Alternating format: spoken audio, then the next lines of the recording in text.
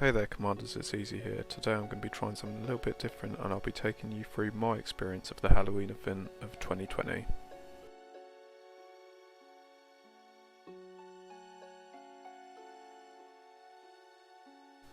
Apart from a very cryptic clue on the front of his Twitter, we weren't really given much to go by, so as soon as I logged in I headed to the Galnet to see what they had to offer.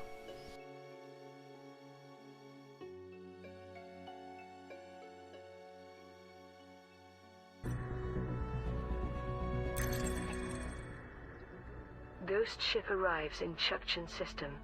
Pilots Federation alert. An abandoned megaship that set out 2 centuries ago has returned on automatic pilot to the Chukchan system. Local security forces were scrambled to intercept an unidentified vessel that was detected on a collision course with Chukchan 5B. The megaship displayed no signs of life, so tugs were deployed to wrench it into a safe orbit. This caused onboard power systems to overload with explosive results, damaging cargo holds and spilling debris. The name of the ship was confirmed as the Adamaster, but no further information is available in the public domain. Specialists from the Alliance Salvage Guild boarded the derelict to conduct an investigation. Their preliminary report stated, "The Adamaster has been traveling at sublight speed through interstellar space for nearly 200 years. There are no remains of the crew. All escape pods and secondary craft have been launched, and several airlocks were manually opened from within. A complete absence of identification suggests that this ship was intended for clandestine operations. All data drives have been deliberately erased. There is evidence of a reinforced cargo hold, fitted with what looks like the remains of environmental equipment. Recent fire damage makes it impossible to be more specific. The ship's original destination is unknown, having returned to its launch point on autopilot. Calculating its trajectory implies that it passed near the HIP 61595, HIP 64011 and HIP 65201 systems. The Adamaster will remain in orbit for further examination." This is good to hear as the Chukchan system is not too far away from me. I note down the names of the 3 HIP star systems, but before I head out on my way, I just need to make sure I'm fully equipped for the mission. Not knowing what's ahead of me, I just take the 2 basic things that every explorer should have with them, which is an SRV bay and a detailed surface scanner.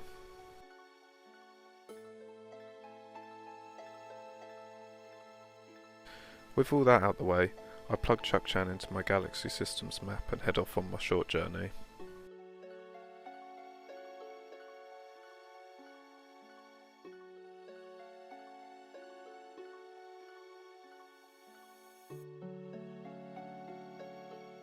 As soon as I dropped into the Chukchan system, I quickly realised that we weren't the first to arrive.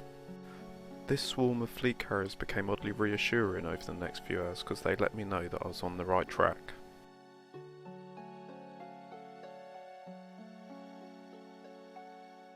Before arriving at the ghost ship, I wanted to head to a local station to see if I could find any more information.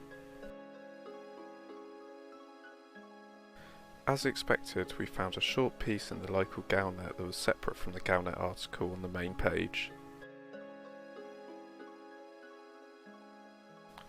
A private investigator has uncovered some background to the derelict megaship that recently arrived in this system. Little is known about the Adamaster, which returned on autopilot after 200 years with no sign of its crew, but an experienced detective has come out of retirement to tackle this mystery.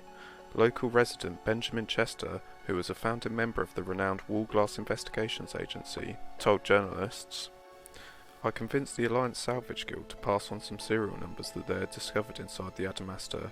Then I started scouring databases, interviewing sources and well, just doing my old job." The megaship was owned by a corporation called Azimuth Biochemicals. This was then taken over by a similar company called Pharma Sapien, but both were liquidated long ago.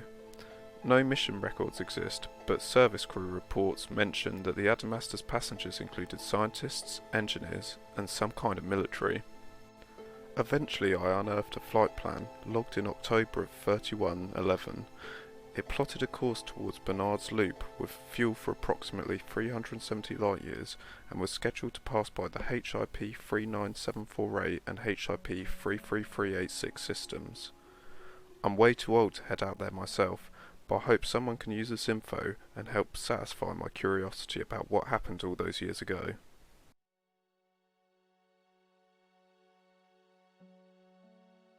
It was at this point that I stopped for a second and started to contemplate all the information that I've been given so far. My first concern was I was unable to draw a route from A to B for the Adamaster. Chukchan sat slap bang in the middle of the first set of system coordinates and the second set of system coordinates that we were given. This means that the megaship either went back on itself at some point, or something foul is afoot with the ship's logs.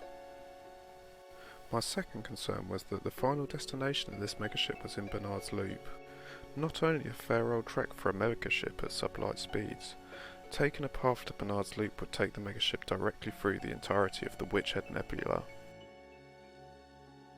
My last question was, who the hell are these azimuth biochemicals and what is their purpose here in the story? The whole thing has the foul stench of INRA all over it, but lacking any more evidence, I head to the ghost ship to see what more I can find.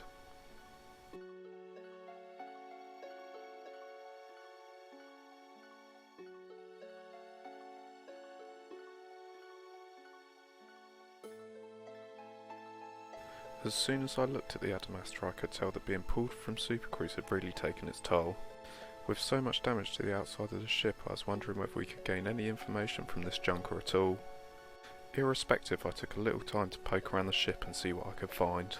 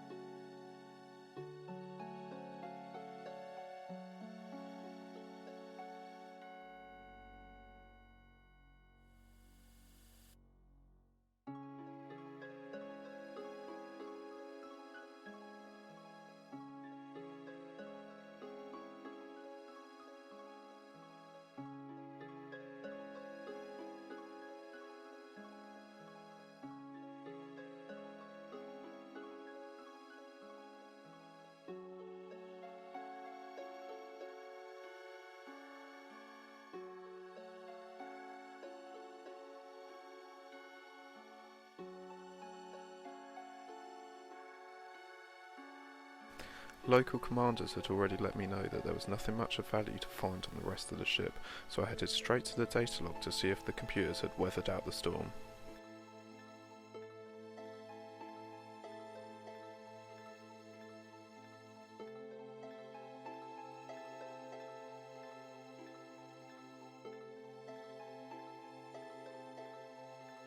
Luckily, the ship's computers were still online, and although fragmented, they gave us some very important log data that we'd need further along in the investigation.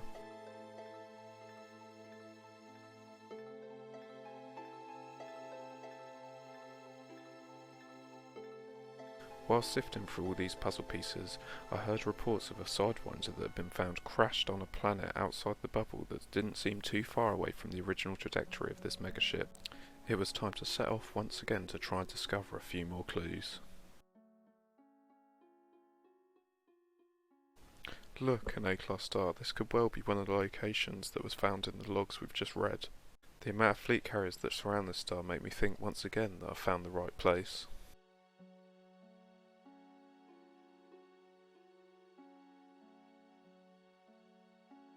I'll quickly knock off scanning this planet on the detailed surface scanner so I can find the crash site before I drop in.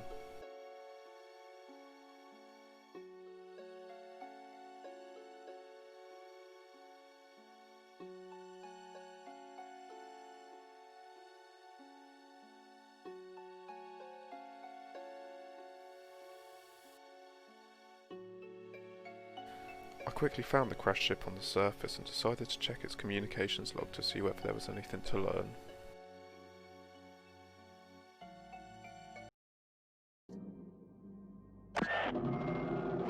This is Professor Carver. I've just got time to record this before the others join me, in case we don't make it. Things went to hell on the Adamaster much faster than before. When it left orbit without picking up the rest of my team, we were furious.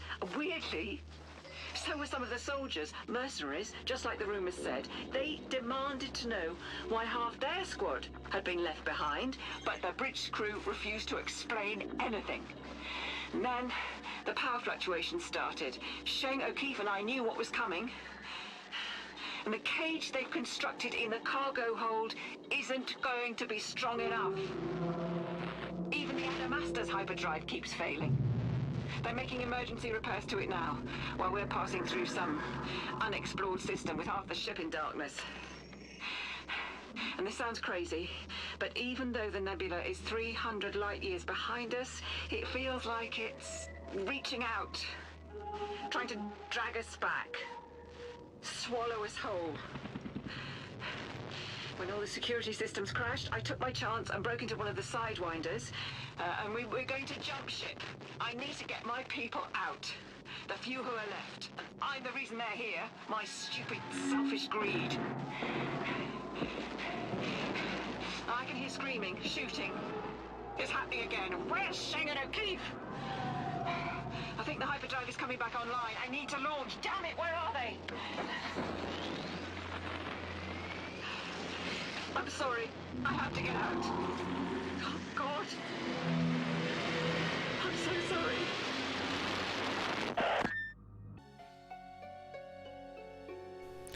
Whoa, so this is definitely the best information we've been given by a long way so far. We know that picking up Professor Carver and her team was one of the intended destinations of the Adamaster, that the Adamaster was capable of hyperdrive, that Azimuth had a private security force, that it seems that they were carrying some sort of caustic item on board that adds to my Imra and Thargoid theory. We can tell that there was a conflict on board the ship that ended before the Adamaster could jump again. And lastly, the biggest clue we got is that Carver said that she was picked up from a nebula around 300 light seconds away. This will prove invaluable in trying to locate the original location that they set off from. Drawing a line around this system, the nebula that seems to fit best is the Sac Nebula. This is concurrent with the translation of the garbled messages we received from Frontier long ago saying, Sac Nebula, the stones, he keeps watching the stones. I could now tell beyond reasonable doubt that the Chukchan system was where I wanted to be headed. But before I headed out into the black, I wanted to check out what was going on along the Adamaster's original route that was set out by the private investigator in his article. Using the data of the fuel that the Adamaster set off with and the reference systems, it was not hard for commanders to find the star system with the listening post that was mentioned on the ship's comms log.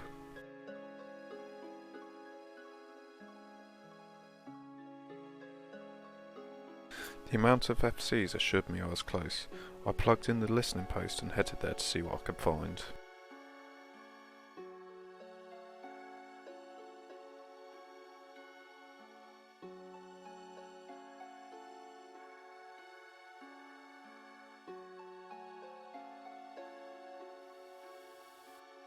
When I arrived, I was disappointed to find that 200 years aware does not do well for a listening post and there was nothing available on the comms log. Luckily, after the ensuing days, mechanics were able to repair the listening post and found this message hidden inside. As of yet, nobody has been able to make heads or tails of this message. It seems like some very complex cipher or encryption. Knowing Imra, this probably conceals the locations of the base in the Sac Nebula and whatever base they were headed to next.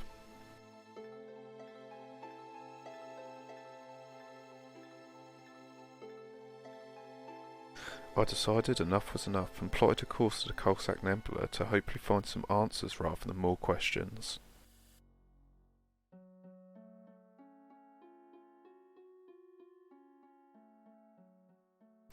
Commanders had already been scouring the Muska Dark region for anything informative, and in this system they found multiple Thargoid and non-Thargoid signal sources.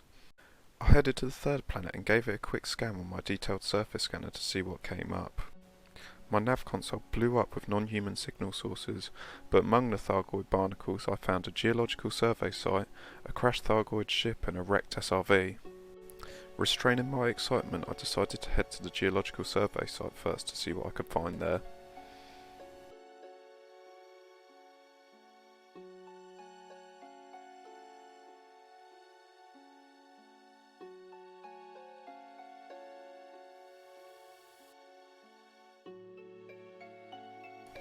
Looking at the site, I could instantly tell that it had been derelict for at least 100 years. I landed planetside and took a little tour around trying to find all the data and communications points to find out all the information I could before travelling on. Although a little long, I'll leave all of this footage in so you can find out where all the points are to find all the data logs.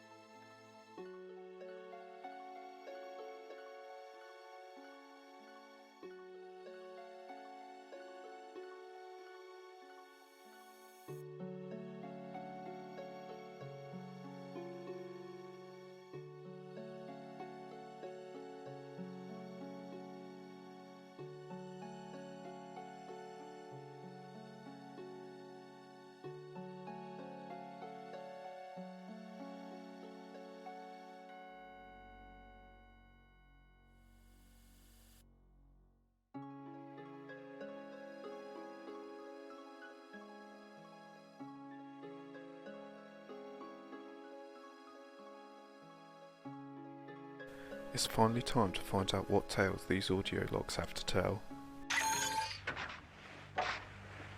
It's Friday the 20th of October, 3111. This is Professor Penelope Carver.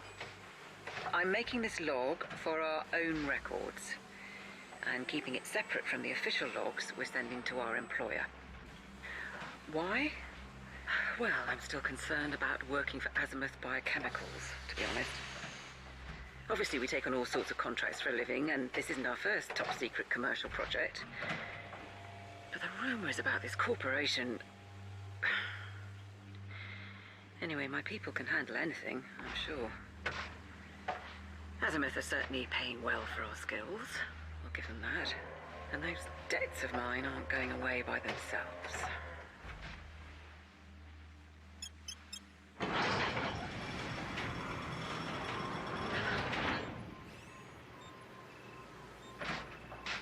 The Sac Nebula has turned out to have a lot more scientific value than I expected.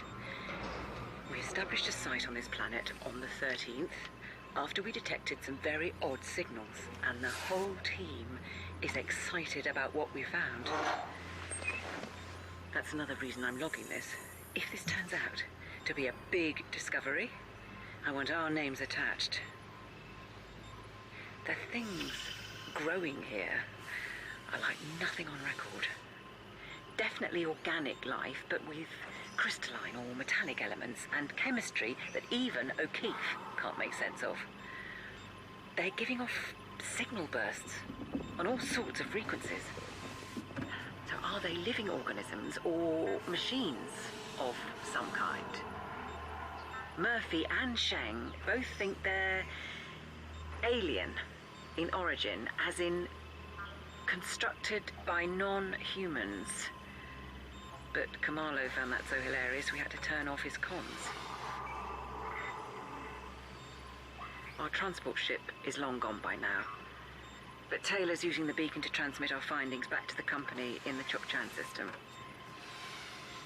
She said the built-in encryption software is top of the line, which makes me think the stories about Azimuth and its rivals might be true. They obviously want to keep whatever we find, all to them. Oh. Something's going on. I can hear everyone shouting. Did the scouting party find something?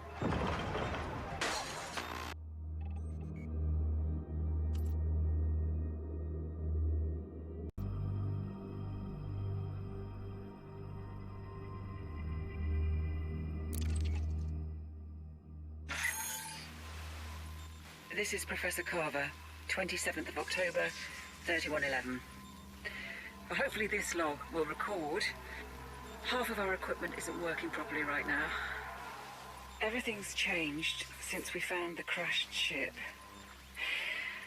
For one thing, it's It's alien. Definitely non-human technology. I should sound more excited, I know. Every scientist's dream, isn't it? But something about this just feels wrong. I know the others feel the same. Even Kamalo isn't smiling anymore. We're still mostly in the dark about the object we retrieved from inside the wreckage. Is it the pilot, or the cargo, or maybe some organic component of the ship itself? It seems totally inert, but we've had electromagnetic interference all over the base since we brought it back. And that can't be a coincidence. Storing it has caused problems. Shane lashed something together using the strongest bulkheads they could find, but apparently it's still breaking that down. The equipment failures meant O'Keefe couldn't fully analyze its chemical structure, making him so angry that he actually attacked Kamalo for telling him to calm down.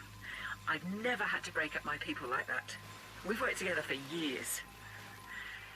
It's Murphy I'm most worried about, though. He can't tear himself away from those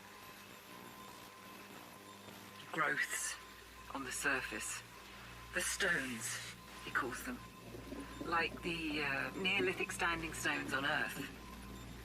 We keep finding him out there in his suit, standing under the jet black sky, staring at them. He won't tell us why. We've been sending back reports, but Taylor just relayed a message that made my blood run cold. Azimuth has ordered us to cease all transmissions and await the arrival of their megaship, the Adamaster, which will transport us and our samples to a secure facility. And now I'm wondering why I got involved with a corporation that's rumored to have its own private army. I put everyone at risk by taking this job.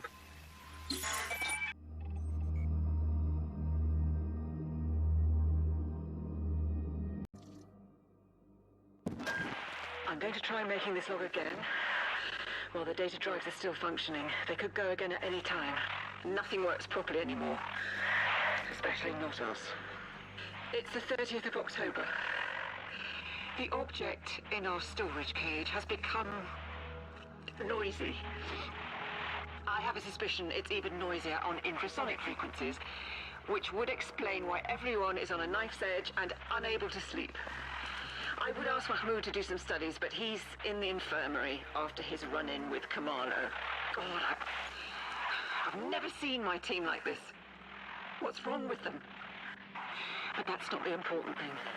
I don't think the ship that crashed was alone. Yesterday, O'Keefe came bursting in through the airlock like a pack of wolves was after him. He said there were lights shining down on the growths and on Murphy, who was just standing there. He couldn't make out where they came from, only that the nebula above us seemed to be moving. He said the night was opening up like a giant mouth. I don't know where Taylor's got to, so I tried the comms beacon myself and found a message saying the Adamaster has arrived in the system. That should be a relief. But actually it twists my gut. What are Azimuth going to do with the thing we found? And what are they going to do with us?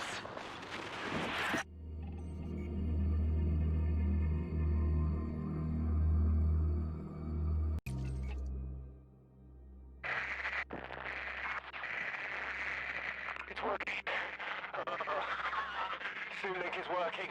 Can anyone hear me? Is anyone still back at base? This is... God, I remember. I'm not... Dominic Murphy. That's who I am, yes. This is Dr. Murphy reporting. I'm a geologist, part of Professor Carver's planetary survey team, but I think they're all dead. I was out here with the stones when the Sidewinders arrived. I watched them come down like birds with broken wings. lights flickering on and off, just like the base had been for days. There were soldiers everywhere with rifles and armored suits. I think they loaded the cage onto one of the ships, which took off again, just about. And then a few of the soldiers. I saw the flashes inside the buildings, gunfire. Something exploded. The main comms relay, I think. But then came more lights, strange lights, like that rippled like snakes, and that blackness again, opening up in the sky. They tried to get away on foot. Running out to where I was hiding, and I thought he'd see me. But then they were all flying up like toy soldiers, thrown in the air, pulled up into the lights.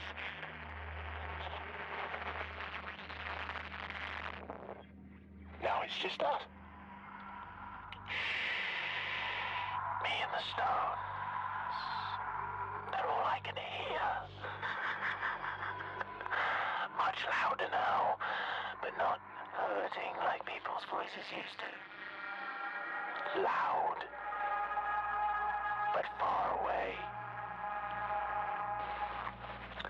So far.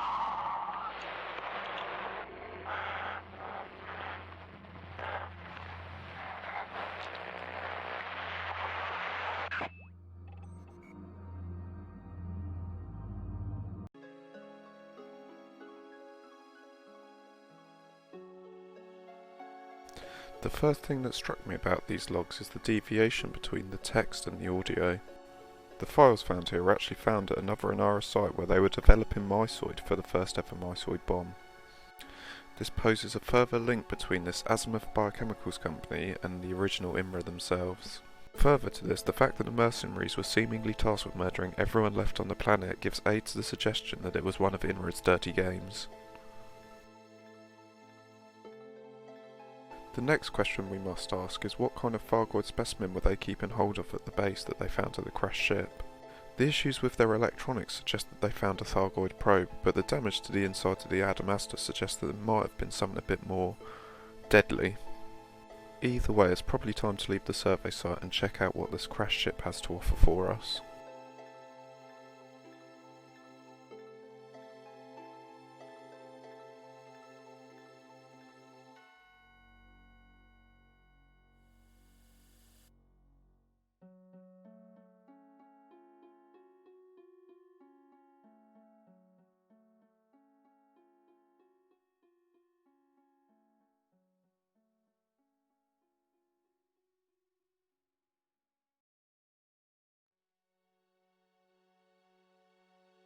When I approached the site, to say I was shocked would be a bit of an understatement. For all intensive purposes, I expected to find a scout like all the other Thargoid crash sites around the Elite Dangerous universe, but this I believe is a first in-game. A whole crashed interceptor, what looks to be a Cyclops, was laid out in front of me. I took a moment just to take it all in.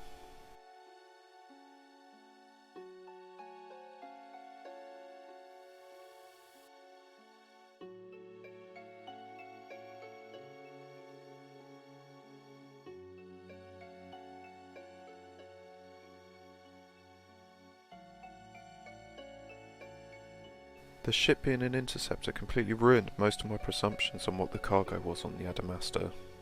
This makes me almost certain that what they were carrying on board the Adamaster was actually a real-life Thargoid.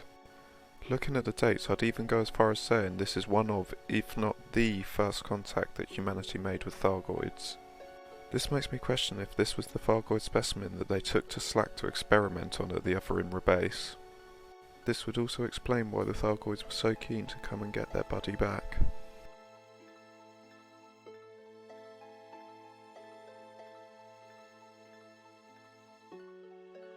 The last thing I wanted to do before I left the nebula was have a look at Dr. Murphy's final resting place and see if there was anything I could find there.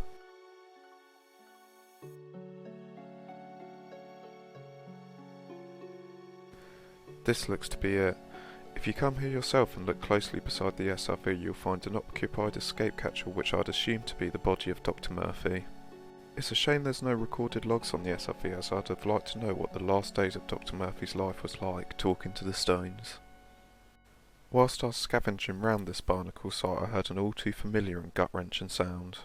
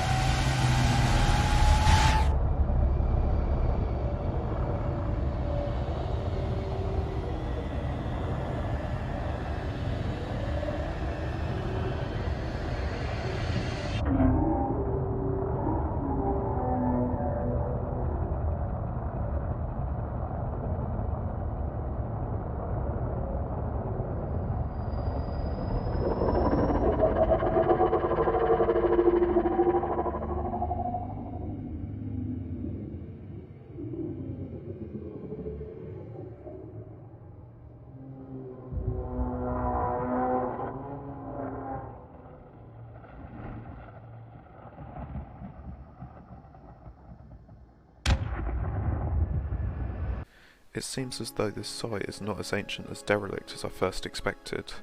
This is not even the only Goid I found here. Whilst I was filming, I encountered almost every single variant of Thargoid interceptor. I'll try and put as much of the footage as I can at the end of the video so you can see all the different types of Thargoid around the site. In my experience, the amount of variants and the amount of traffic that we found here at this barnacle site would make this another first in the Elite universe as the most active Thargoid site in-game.